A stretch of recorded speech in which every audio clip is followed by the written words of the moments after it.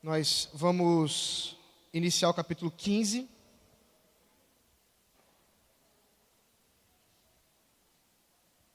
E vamos expor os 4 primeiros versículos do capítulo 15.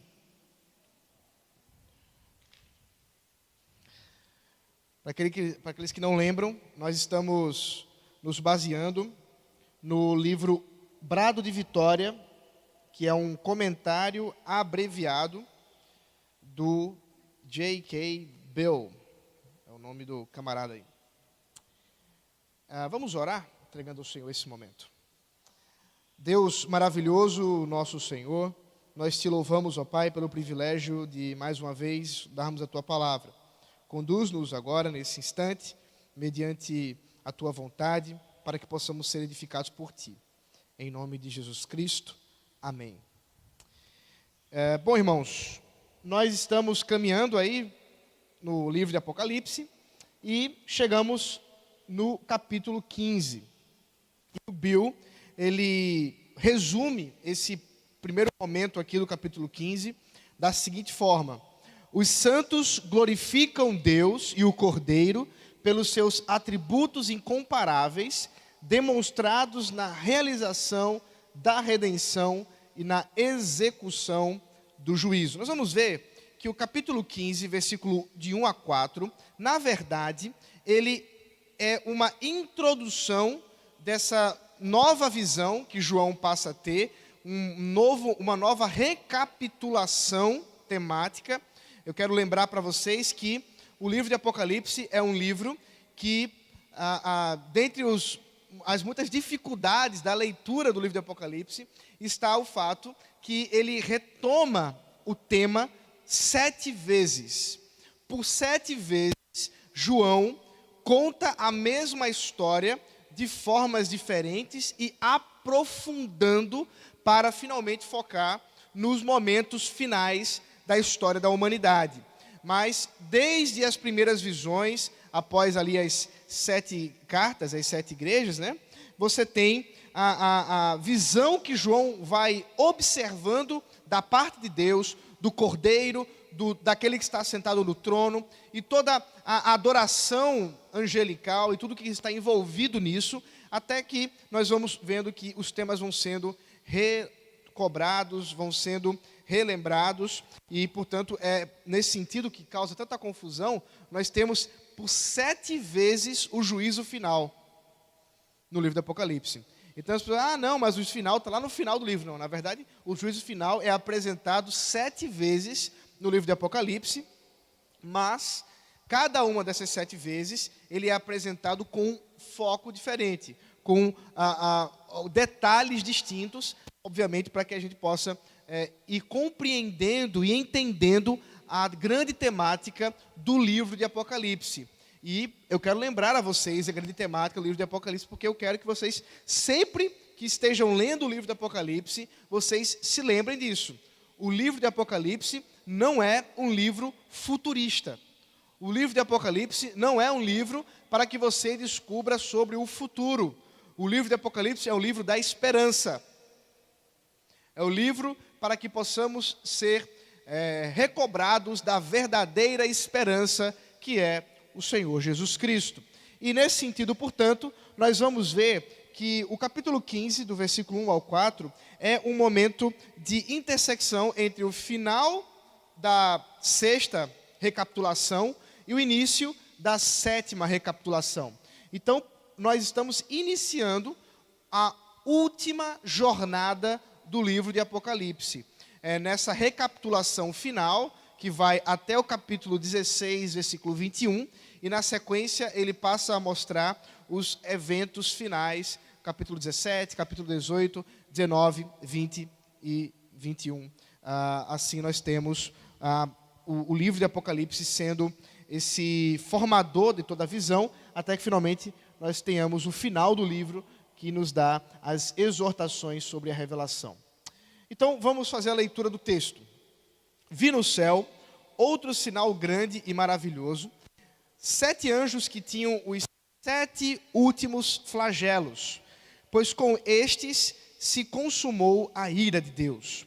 Vi como que um mar de vidro misturado com fogo, e também os que venceram a besta, a sua imagem e o número do seu nome. Eles estavam em pé junto ao mar de vidro, tendo harpas que lhes foram dadas por Deus. E entoaram o cântico de Moisés, servo de Deus, e o cântico do Cordeiro, dizendo: grandes e admiráveis são as tuas obras, Senhor Deus Todo-Poderoso. Justos e verdadeiros são os teus caminhos, ó Rei das nações. Quem não temerá e não glorificará o teu nome, ó Senhor? Pois só tu és santo. Por isso, todas as nações virão e se prostrarão diante de ti, porque os teus atos de justiça se fizeram manifestos. Então, é isso que se encontra no capítulo 15, do versículo 1 ao versículo 4. Como eu disse a vocês, nós temos uma visão. João está, mais uma vez, olhando e tendo mais um vislumbre simbólico das coisas que irão acontecer. E nesse caso, portanto, ele tem, como diz o texto, um sinal grande e maravilhoso. E é interessante porque nós vamos observar, é por isso que causa tanta confusão. Eu vou tentar explicar para vocês o que está acontecendo nessa visão. João está assistindo um grande filme, é uma visão. Ele está lá assistindo os muitos símbolos que Deus está mostrando para ele. Mas, ao mesmo tempo, essa grande história que vai sendo narrada, ela, como eu disse a vocês, ela é repetida com sinais, com símbolos diferentes dentro de uma mesma visão, que tem uma continuidade. Então agora, João passa a ver esse grande sinal, esse maravilhoso sinal, em que 7 anjos com 7 flagelos, nós vamos ver que esses flagelos estão sendo derramados, são flagelos como se fossem taças, né? Flagelos que são ataques, né? Que são como se fossem demonstrações da ira de Deus, e portanto associada a essas taças que os anjos vão derramando sobre a terra. E esses anjos, portanto, com essas taças nas mãos, João está olhando para eles estão consumando a promessa da ira de Deus. Deus está derramando a sua ira. Só que, se a gente olhar para a visão como um todo, como já vimos no capítulo 14, nós vamos observar que há uma continuidade.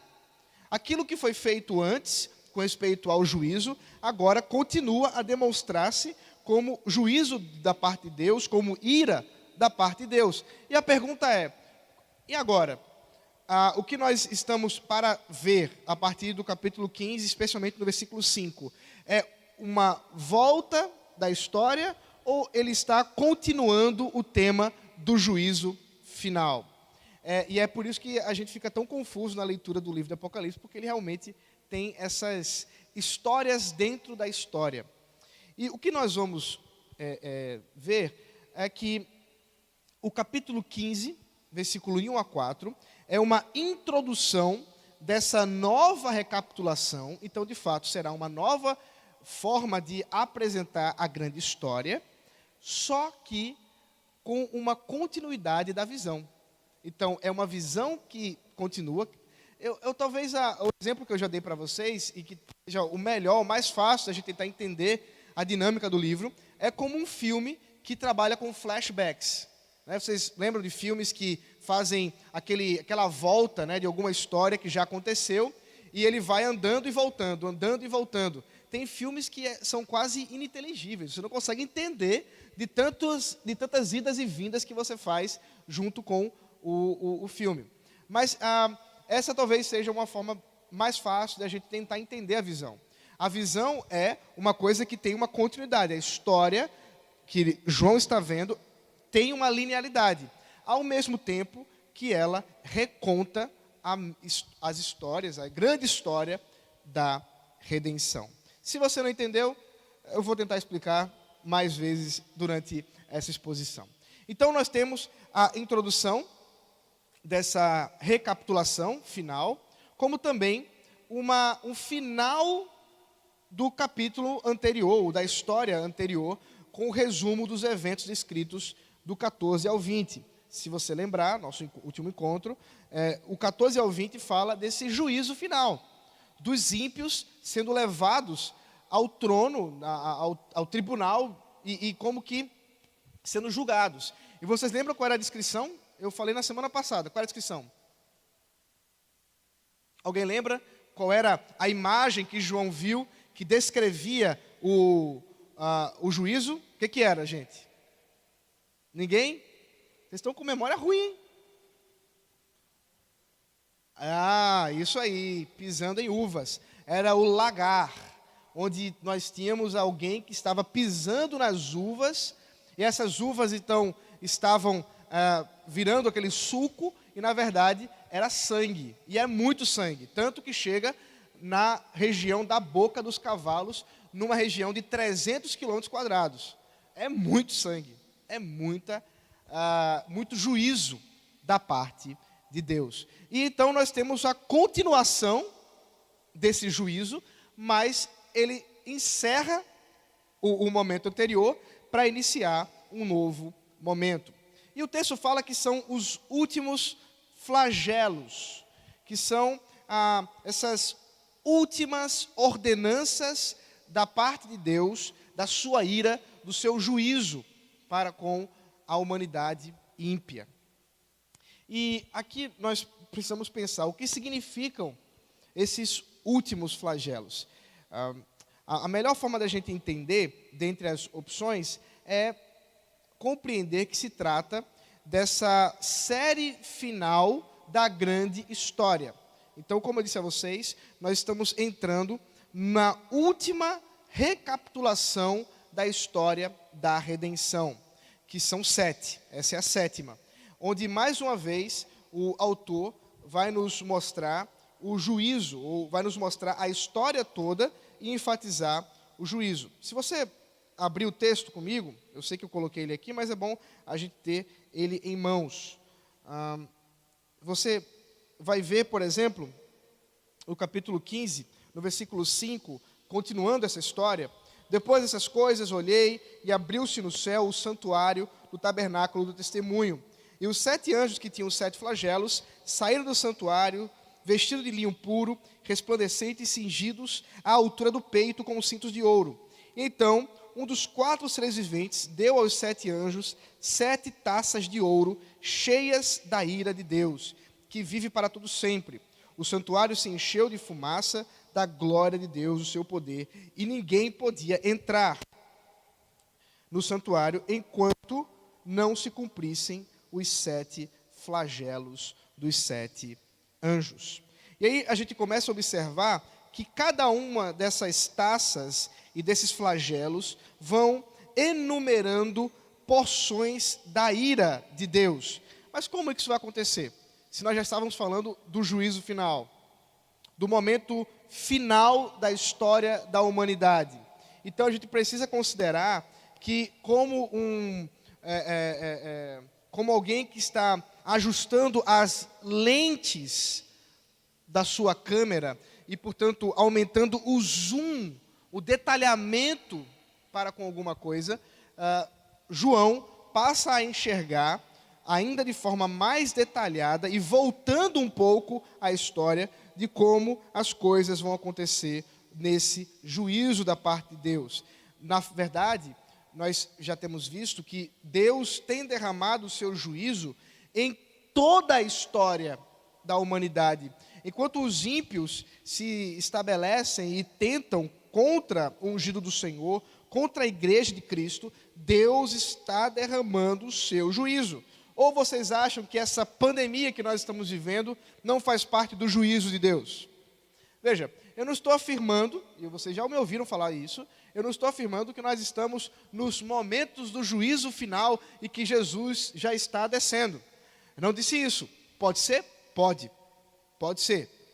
O que eu estou dizendo é que as pandemias como essa que nós estamos vivendo são um sinal da ira de Deus, são fazem parte dos flagelos que Deus tem derramado na história da humanidade contra a impiedade, a fim de que os homens se arrependam do seu pecado e se voltem para Deus.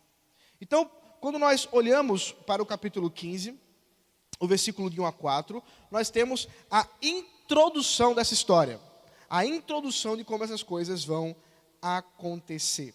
E o texto nos fala, portanto, que ele viu um mar de vidro. Esse mar estava misturado com o fogo, e também os que venceram a besta, a imagem e o número do seu nome. É por isso que nós precisamos recuperar um pouquinho o capítulo 14. Porque quem foram aqueles que venceram a besta? Vocês lembram? Quem eram os que venceram a besta? Vocês lembram quem eram? Hã? Ninguém lembra? Vocês não lembram quem venceu a besta, meus irmãos? Falem aí. Quem? A igreja. A igreja do Senhor Jesus Cristo. O povo que foi lavado e remido pelo sangue do Cordeiro. Esses venceram a besta. E nós vamos ver como foi que eles venceram. Esse momento nos dá uma ideia de como isso vai acontecer, ou como isso tem acontecido. Bom, a imagem de um mar de vidro já aconteceu no livro de Apocalipse, e nós já tratamos sobre isso. O mar de vidro, ele é um símbolo relacionado ao mar vermelho. E, na verdade, toda essa história que nós vamos ver aqui no capítulo 15 está ligada com o primeiro êxodo. O grande êxodo lá de Israel, quando Deus ordenou a Moisés que libertasse o seu povo, que fosse com poder, e nós temos as 10 pragas, e já vimos inclusive a relação entre as 10 pragas e esses sinais que Deus tem derramado na história da humanidade, como que eles servem como símbolos, como padrões do derramamento da ira de Deus contra a impiedade. Como ele fez no Egito, Deus tem feito na história. Deus tem feito na história. Então, nós temos esse mar vermelho que foi um grande inimigo do povo de Israel. O povo de Israel estava fugindo de Faraó, fugindo dos seus cavalos e cavaleiros, fugindo, do seu exército, e eles se deparam com o mar vermelho. E o povo olha para Moisés e diz assim: e aí? A gente fugiu do Egito para morrer aqui? Então Deus ordena que Moisés estenda a sua vara, estenda ali para que o mar se abrisse. E é exatamente isso que acontece. Enquanto que parecia que a igreja iria ser destruída, que o povo de Israel iria ser fulminado, dizimado, Deus fez um grande milagre. Abriu o mar vermelho e fez com que o povo passasse a pés enxutos. Essa semana eu estava lendo, não essa história, mas a continuação dessa história de Êxodo para os meus filhos. E quando o povo de Israel vai caminhando pelo deserto para chegar em Canaã, e vocês lembram que eles passaram 40 anos fazendo isso, num percurso que duraria alguns meses. São milhares e milhares de pessoas, é um povo muito grande, mas Deus provou Israel, porque o povo era teimoso. E aí a gente estava lendo a história do povo reclamando. Eles começam a andar, não encontram água, e novamente eles dizem: e aí, Moisés? E aí? Como é que pode? Não tem água, como é que ele vai sobreviver? Eles encontram um riacho, uma fonte, e vão beber daquela água, mas ela está o quê? Amarga, não dá para tomar. Aí o povo reclama de novo. Aí, até água quando vem desse jeito. Aí Deus ordena que Moisés corte a árvore cai, e então um milagre acontece, e a água passa a ser boa para beber. E o povo reclama de fome, e Deus dá pão, que desce do céu, e o povo reclama do pão, e Deus dá carne, e aí vai toda essa história das reclamações do povo de Israel. E eu conversava com os meus filhos, e dizia assim: e aí, o que está acontecendo aqui? Por que o povo está reclamando? Qual o problema deles? E aí João falou assim, o problema é que eles não lembraram que Deus abriu o Mar Vermelho. Eu disse, exatamente. Você entendeu? Então, o que nós temos aqui em Apocalipse é exatamente isso. É uma lembrança do poder de Deus. É uma lembrança dessa soberania de Deus e dessa demonstração da glória de Deus em abrir o Mar Vermelho. Então, o Mar Vermelho, ele se torna realmente um sinal do maligno. O mar, ele é um exemplo de inimigo da igreja, de inimigo de Deus. Veja, eu não estou dizendo que é o mar aqui de Olinda não, tá? Estou dizendo para você assim, não vá para a praia, porque é ali que está o monstro marinho, o mar, a besta que vai subir do mar. Não é isso que eu estou falando. O que eu estou dizendo é que o mar, a ideia, né, é um sinal, é um símbolo de inimigo do povo de Deus, porque durante a história do povo de Israel, toda vez Deus tinha que lembrar o povo que Ele é o Deus que abre mar. Tanto que você tem os salmos que falam dos monstros marinhos, em que Deus destrona esses monstros, Ele destrói os monstros marinhos. Então sempre você tem esse antagonismo entre Deus e o mar, Deus e a água. E isso está bem, inclusive, presente no imaginário do povo antigo. Só para ilustrar o que eu estou querendo dizer sobre isso, aí para os que gostam de um pouco mais de história. Quando você lê, por exemplo, Gênesis capítulo 1, você encontra que Deus cria os céus e a terra, e você tem o Espírito de Deus fazendo o quê? Pairando sobre as águas de onde? Não, do abismo. Do abismo. Você tem o Espírito de Deus pairando sobre as águas do abismo. Isso é muito interessante dentro do contexto antigo, porque havia um deus marinho, um ídolo marinho, um monstro marinho, chamado Tiamat. O pessoal do Caverna do Dragão vai lembrar dele, do Tiamat. Tem muito jovem aqui, né, gente? Olha só, risadinha boa. Ou pelo menos, ou então, eu que estou ficando velho mesmo, deve ser isso. Bom, então, Tiamat é um monstro marinho. E inclusive está associado, a palavra Tihom, em hebraico, é a palavra para abismo. Tiamat e Tihom são palavras muito semelhantes dentro do texto. E o que está acontecendo ali? Deus está dizendo que o abismo também é dele, porque o Espírito de Deus paira sobre o abismo. Então Tiamat, que é um deus, um monstro marinho poderoso, que é um monstro, inclusive, que na mitologia dos caldeus, você tem o Marduk, que é um guerreiro que abre a barriga de Tiamat e de lá saem todas as coisas da natureza. Enquanto que em Gênesis, Moisés, contrastando esse entendimento, ele mostra que na verdade tudo vem de Deus e da sua palavra.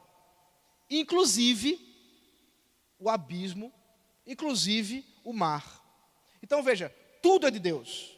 Mas dentro do imaginário, do folclore do povo, eles entendiam que havia um monstro marinho realmente. E esse monstro marinho, portanto, ele se torna um antagonista de Deus, mas a gente sabe que esse antagonista não tem poder nenhum contra Deus. É dele que provém a ideia do diabo. O próprio Deus relaciona esse monstro marinho ao próprio inimigo das nossas almas, esse ser criado por Deus, em que nós não sabemos muito da história dele, mas que é um ser poderoso que se coloca contra os homens, contra a igreja e contra o próprio Senhor.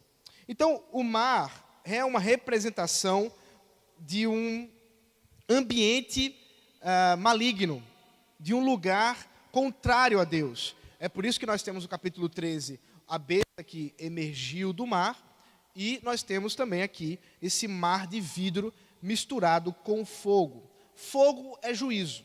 Em geral, Apocalipse tem fogo, é juízo.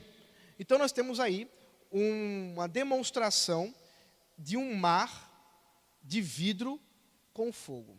Aí vamos pensar um pouquinho o que significa esse mar de vidro. Eu já falei para vocês em outros momentos, mas a gente lembra aqui.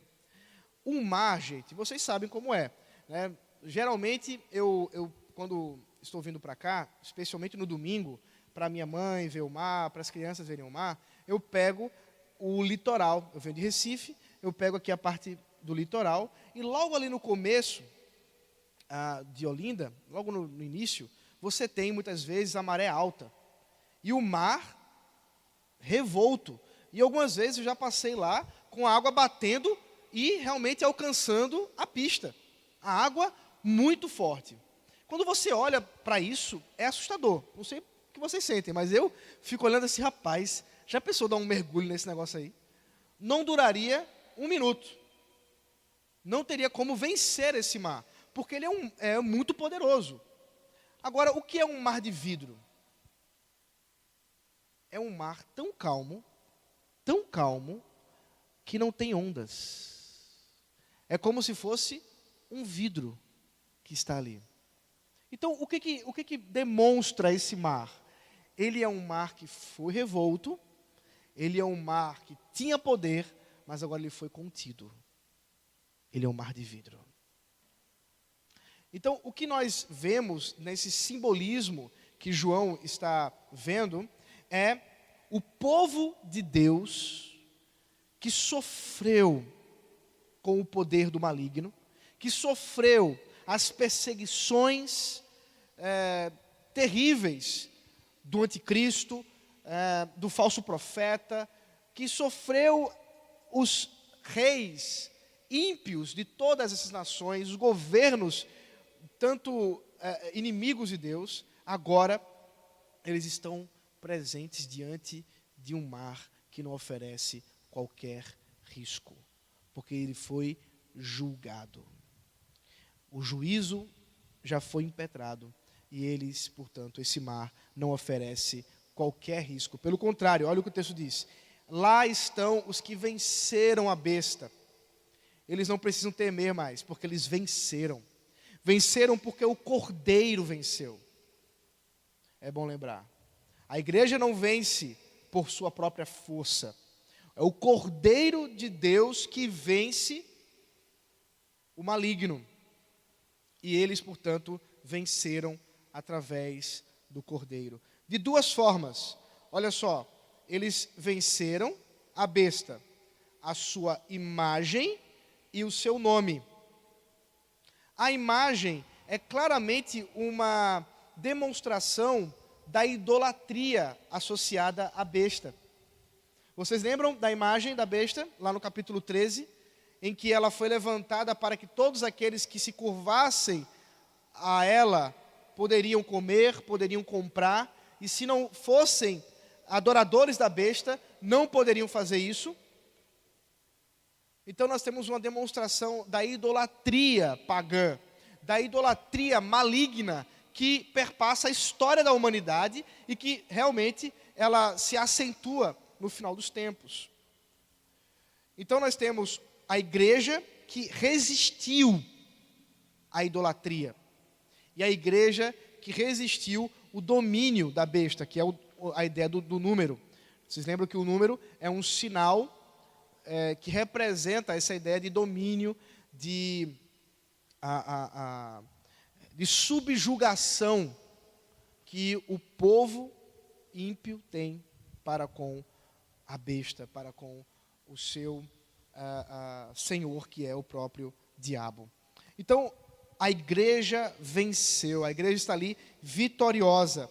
E ela é tão vitoriosa que ela está cantando. Olha só, primeiro eles estão tocando, né? Vamos primeiro na ordem. Eles estavam em pé, junto ao mar de vidro, tendo harpas que lhes foram dadas por Deus. Meus irmãos, eu quero que vocês percebam a riqueza dessa imagem, a riqueza dessa ilustração. Nós vimos no capítulo 13 um povo que estava sendo subjugado, morto e vencido pela besta. Se vocês voltarem comigo um pouquinho, capítulo 13, vocês vão ver isso. Olha o finalzinho aqui, ó.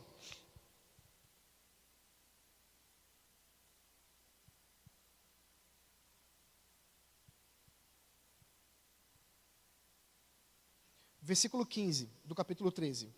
E lhe foi concedido o poder para dar vida à imagem da besta, para que também a imagem da besta falasse e fizesse morrer todos os que não adorassem a imagem da besta. Estão percebendo isso? O povo que resistiu, morreu. Eles não adoraram a besta e foram mortos.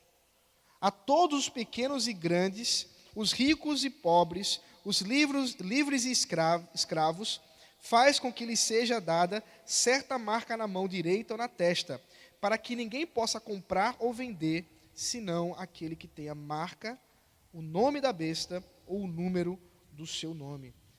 Vocês estão percebendo que um povo que sofreu amargamente a perseguição até a morte, sofreu, agora como é que eles estão?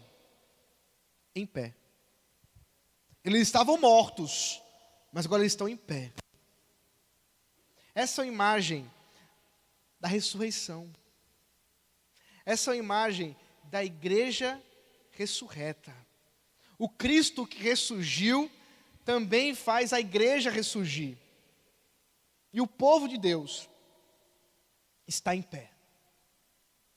Está em pé diante desse mar que não oferece qualquer risco. E agora eles recebem as harpas para adorar o Senhor. Agora eles recebem os instrumentos para poder reconhecer aquele que venceu. Como eu disse para vocês, o livro de Apocalipse é um livro do que, gente? Qual o grande tema? Esperança.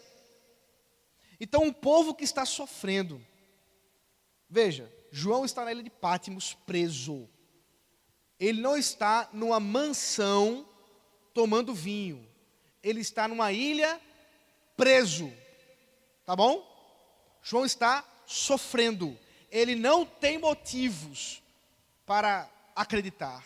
Ele não tem motivos para ter esperança, a não ser ver e confiar no Cordeiro que foi morto e ressuscitou.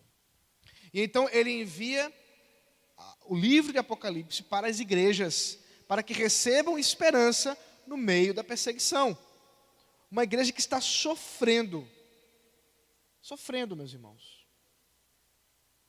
Nós temos relatos dos mais variados a respeito da dureza da perseguição romana. Vocês sabem que os romanos eram muito criativos para torturar pessoas que eles queriam que imprimir algum tipo de violência. O Senhor Jesus padeceu, a igreja padeceu. Policarpo é um dos mais famosos discípulos de João. João, o evangelista, João escreveu esse livro. Policarpo, ele, no alto da sua, eu acho que ele já tinha 70, 80 anos, não me recordo exatamente a sua idade, mas era um idoso, um senhor.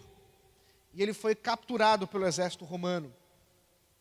E a história conta que, enquanto ia sendo levado para ser queimado vivo, os soldados, sabendo da pureza, por assim dizer, de Policarpo, sabendo até mesmo da sua idade, um senhor, com certeza já com dificuldade de andar, seus cabelos brancos, os soldados clamavam a Policarpo dizendo assim: negue a Cristo e viva. Negue a Cristo e viva. E é dele, Policarpo, que nós temos uma das citações mais belas no meio dessa perseguição. E Policarpo fala, durante 70, 80 anos, ele nunca me abandonou. Porque eu o abandonaria hoje? É para essas pessoas que João está escrevendo. Mas é para nós também. Para que nós tenhamos esperança nesse momento que nós estamos vivendo. Para que nós tenhamos esperança que essa ideia de evangelho de prosperidade, que você vai comer do melhor dessa terra. Creia, faça a sua semente, lance aqui o dízimo e você vai receber em dobro, em triplo. Essa bobagem demoníaca para enganar não faz sentido quando a gente olha o livro de Apocalipse, porque isso é muito pouco. Isso é muito pouco, gente. Nós precisamos nos apegar à verdade eterna, à realidade eterna, porque foi exatamente isso que o povo de Deus se apegou. Eles olharam para essa imagem deles, são eles que estão ali, em pé, tendo harpas nas mãos. Policarpo poderia lembrar-se do seu mestre João. Sem dúvida alguma, Policarpo leu o Apocalipse, porque ele era o discípulo, o último discípulo vivo de João. Sem dúvida alguma ele leu o Apocalipse. E Policarpo está ali, sabendo que ele em breve estaria em pé, com a harpa na mão, adorando ao seu Senhor. Essa é a imagem que a gente precisa ter em nosso coração. Guarda isso no teu coração, meu irmão. Guarda isso no teu coração, minha irmã, porque é isso que nós devemos ter para nos dar esperança. E entoavam o cântico de Moisés, servo de Deus, o cântico do Cordeiro, dizendo: grandes e admiráveis são as tuas obras, Senhor Deus Todo-Poderoso. Meus irmãos, o povo está ali reunido diante do Senhor para adorá-lo. E é muito interessante, e eu vou tentar resumir, eu até escrevi mais coisas, mas eu vou tentar resumir. João, ele faz uma coletânea de cânticos do Antigo Testamento. Não existe nenhum cântico de Moisés com o que é descrito em todo esse texto aqui do capítulo 15, né, do versículo 3 até o versículo 4. Não tem isso. Não tem esse cântico. São vários cânticos do Antigo Testamento que foram juntados para apresentar este que nós acabamos de ler. Por quê? Porque, na verdade, o que nós observamos é um desejo de mostrar a continuidade do povo de Deus. A continuidade em que há aqueles que adoram ao Senhor. Os que adoram ao Senhor desde os primeiros momentos ali com Moisés. Os que adoram ao Senhor depois do Êxodo. Os que adoram ao Senhor depois do exílio ou durante o exílio. Nós podemos acrescentar os que adoram ao Senhor agora, depois que Cristo veio, que Ele já ascendeu aos céus, hoje. Então, João faz um somatório desses cânticos para que eles possam louvar ao Senhor. O contexto é o seguinte: o cântico de Moisés, servo de Deus, é uma citação clara de Êxodo 14, 31. E lá nós temos o próprio Moisés, portanto, descrevendo como ele reagiu à passagem do Mar Vermelho. Veja comigo, Êxodo 14.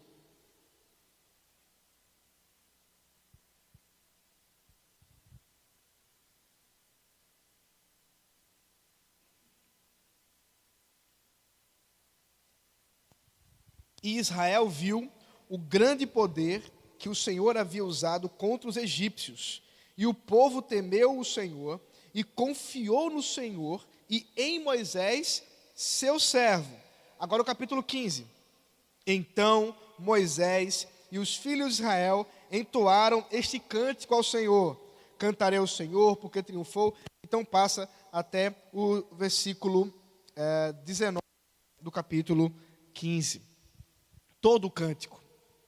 Então é interessante ver que João está voltando para aquela história, como se o povo de Deus, tendo vencido a besta, estivesse fazendo a mesma coisa que Moisés fez quando venceu o mar. Eles passaram o Mar Vermelho, e agora, nós, a igreja, tendo passado por esse mar também, esse maligno, também cantamos um novo cântico, um cântico ao Cordeiro.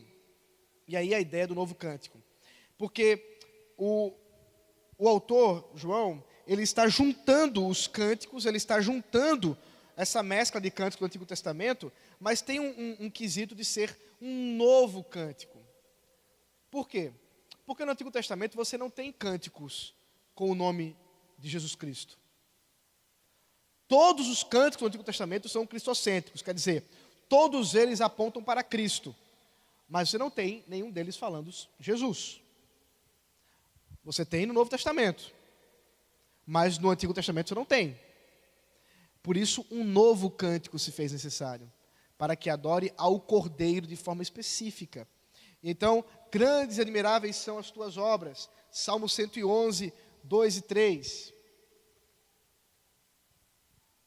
Justos e verdadeiros, Deuteronômio 32, 4. Rei das nações, quem não temerá? Jeremias 10, 7. Deixa eu ver aqui. Vocês viram, tem muita coisa, né? Mas eu vou correr. Bom, então você tem uma grande mescla de cânticos no Antigo Testamento. Eu quero só aproveitar para dizer uma coisa para vocês.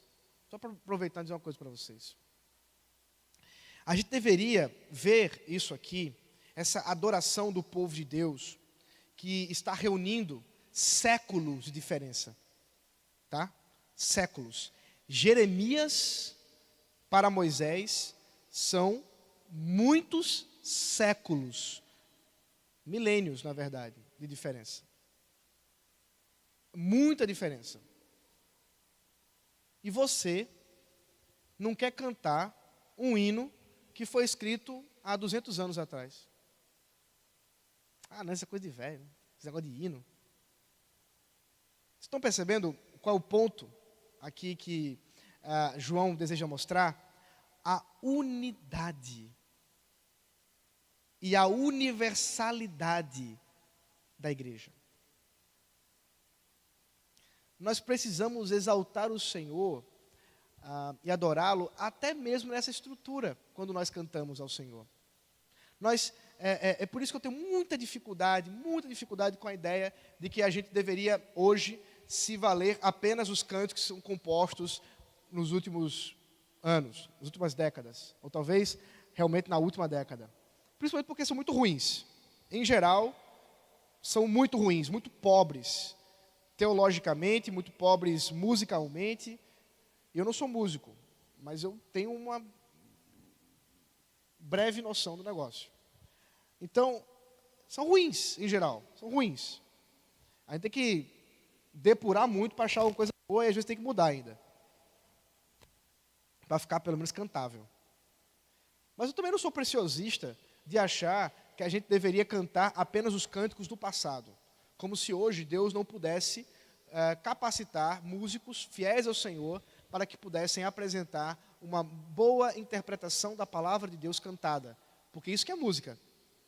Interpretação da palavra de Deus cantada. E esse é o grande problema, é que muitas vezes é uma interpretação ruim da palavra de Deus. Então, eu acredito que nós podemos aprender com o que está acontecendo aqui. Inclusive tem uma música que canta exatamente esse cântico, né? Que junta tudo isso. E acho que a gente pode aprender com essa estrutura e lembrarmos que quando adoramos a Deus, nós deveríamos exaltar, bendizer, cantar ao Senhor com cânticos que estivessem presentes na história da igreja. E pudéssemos ser lembrados de como a igreja no Israel cantou com os salmos. De como foi que a igreja, durante a história, tem cantado em hinos que foram já solidificados na história da igreja. E cânticos mais recentes, mais contemporâneos. Isso é uma boa dose didática para a gente ser lembrado de como que a igreja é universal e como ela é ahistórica, né? Ela não está presa a um momento histórico. Nós deveríamos demonstrar isso através dos nossos cânticos. Mas o texto nos fala que eles cantaram, e eles fazem isso, eles estão adorando a Deus, por quê? Porque Ele é santo. A santidade de Deus está sendo cantada por essas pessoas, pela igreja. A igreja está reconhecendo que Deus é santo e por isso digno de adoração. E o texto termina dizendo: por isso todas as nações virão e se prostrarão diante de ti, porque os teus atos de justiça se fizeram manifestos. Aqui você tem uma alusão ao Salmo, não ao Salmo 86, 9 a 10. Veja aí comigo, para a gente ver o texto. Salmo 86, 9 a 10. Todas as nações que fizeste virão, se prostrarão diante de ti, Senhor, e glorificarão o teu nome, pois tu és grande e operas maravilhas, só tu és Deus. Então, o povo está ali reunido, está adorando ao Senhor, está cantando as suas obras, está cantando a sua santidade, porque ele é santo de fato, e todas as nações fazem isso. Isso é um cumprimento, mais uma vez, da redenção global de Cristo. O Evangelho não está restrito a uma nação. O Evangelho não está restrito a um grupo cultural. O Evangelho é para todos. Todas as nações. É por isso que a gente faz missões, inclusive, viu, gente? Porque a gente acredita que o Evangelho é para todos. Para que todos reconheçam que Ele é santo. Para que todos reconheçam que os atos de justiça se fizeram manifestos. Esses atos de justiça, portanto, são a razão para essa adoração, essa obra reconhecida por parte da igreja, a fim de que toda a igreja, de toda a história, de todo o tempo, esteja ali presente. Ali presente. Vocês já imaginaram isso? Vocês conseguem imaginar isso? Nós, juntamente com Moisés, Elias, Davi, vamos estar ali com os apóstolos, todos juntos, cantando e adorando ao Senhor. Eu vou fazer uma piada aqui, mas eu vou me segurar. É que eu ia dizer qual a música que a gente não iria cantar, mas aí eu não vou dizer isso não, que seria muito, muito triste que eu ia dizer. Eu vou deixar para lá, vou guardar só para mim essa piada. Cantando ao Senhor, adorando ao Senhor, reunidos, né? Talvez ali o naipe de baixos, eu não sei, talvez Davi, né, Moisés, esses caras deviam ter uma voz mais grave, né? Então está ali os caras no naipe de baixo, aí tem os tenores, né, com a sua voz gasguita, desculpa os tenores, essa é uma brincadeira.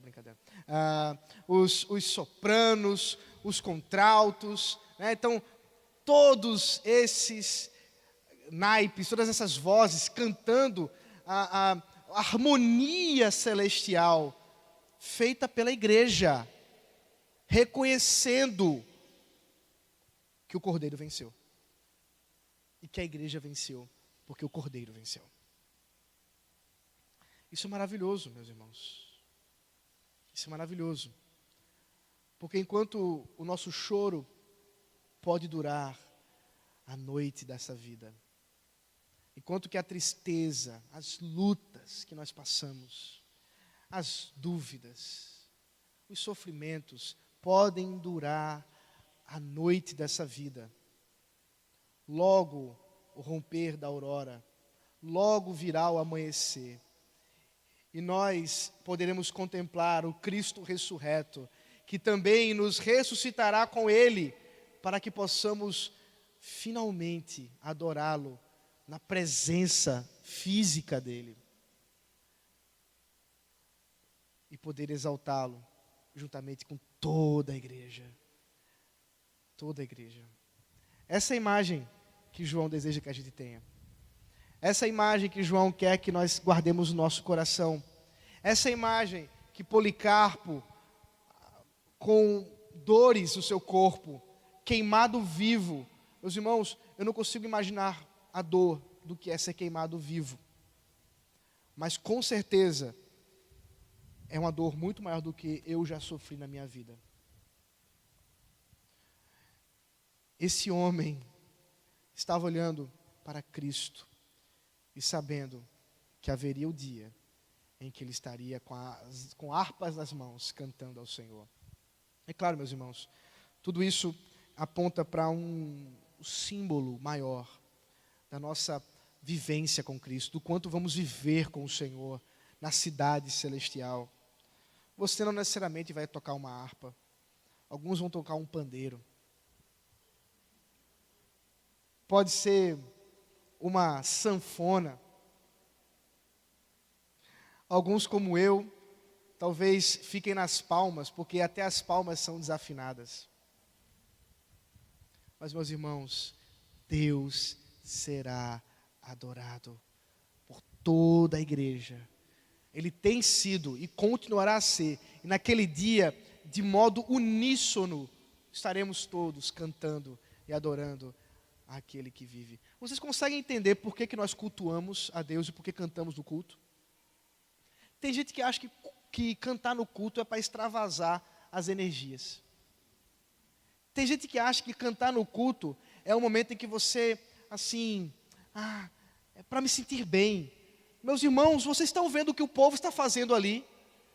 Eles estão adorando a Deus e cantando ao Senhor porque eles estão reconhecendo as suas obras. Nós cantamos no culto porque nós estamos provando do pedacinho desse momento aqui. É por isso que eu quero ouvir sua voz.